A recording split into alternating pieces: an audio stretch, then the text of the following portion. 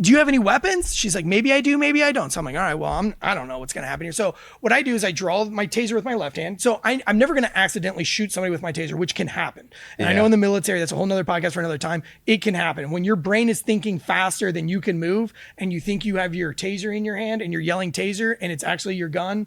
That's a problem. I've seen the videos. It happens. Yeah. It shouldn't happen, but like it can happen. And I'm paranoid that it's happening because I've seen it happen to actually good people. Yeah. Where they pull their gun thinking it's their taser and they shoot somebody. The way it usually works is you pull your taser and then it escalates. So they pull their gun and then it de-escalates and they pull their taser and then it de-escalates and they pull their gun and then it de-escalates again and they forgot which one's in their head because they're so hyper-focused. Because they're going back and forth too much. And they forget which one's which. But anyway, another podcast another time. So in order to do that, I never let my taser go into my gun hand ever. So I qualify. I do everything with it in my left hand. So I know if it's in my left hand, unless I've been shot in my right hand, there's no gun in my left hand. So I take my taser out with my left hand and I slowly open the door and there she is standing in the shower, butt naked with a shard of glass, like all the way down into her arm and blood everywhere. Like she has like painted the shower room with blood. Like she's just been in there like cutting herself.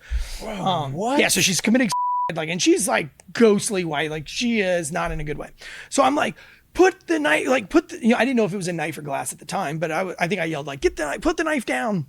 Because I think I originally thought it was a knife. It ended up being a huge shard of glass that she broke out of a window or a mirror or something. And so I yell and she doesn't. She's just sawing. And so like if you're sawing your arm with a shard of glass, your hands are here, right? Like if you can imagine this is what she's doing. And so I'm staring at where she's cutting herself. And I'm like, I've got to get her to stop cutting herself. So I launch the taser. But you shoot what you are looking at. And I was looking at her wrist. So both these darts make contact with her, which are in her midsection, and she falls down face first, misses the sink by inches, hits the ground, rides the lightning for 5 seconds, blood everywhere. Now it's bleeding from her nose, and it gets done. And she's like, "Did you just tase me in my pussy?" And I go, no. And I roll her over, and both darts could not be more perfect inside of her. And I said, "Oh my God, I did." She goes, "Why would you tase me in my?" And I was like, "I'm so sorry." I was like, "Let me call 911." She's like, "You are 911. I'm so sorry. Let me call 911. She's like, "You are now." So I get the ambulance there, and they're like, "What's going on?" They're like, "Oh my God, did you tase her in the?" And I'm like, "Listen, I did." She's like, "Listen, it's a long story." So she's yelling at me, and everything. So now, I've gotten the tourniquet thing wrapped around her wrist and everything.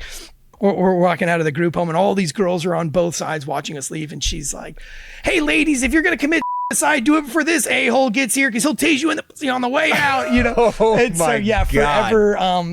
That was a big story that had to live with me for a long time. Was that I tased a woman in her but all good intentions.